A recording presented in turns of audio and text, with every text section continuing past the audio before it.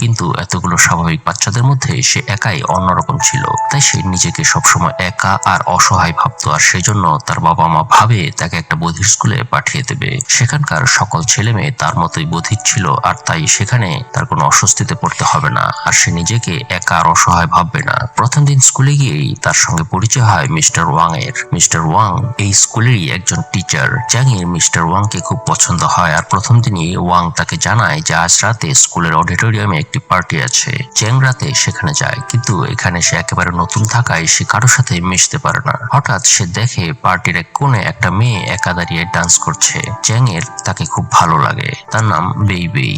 এরপর স্কুল বাসে, ক্লাসে, সব জায়গায় সে বেইয়ের দিকে তাকিয়ে থাকতো। হোস্টেলে ফেরার সময় একটা জায়গায় নাটকের রিহার্সাল হতো, আর বেই বাসে বসে বসে খুব মনোযোগ দিয়ে সেটা দেখতো। আর এই ব্যাপারটা চ্যাং খেয়াল করে। সেদিন রাতে চ্যাং এর ঘুম আসছিল না, তাই সে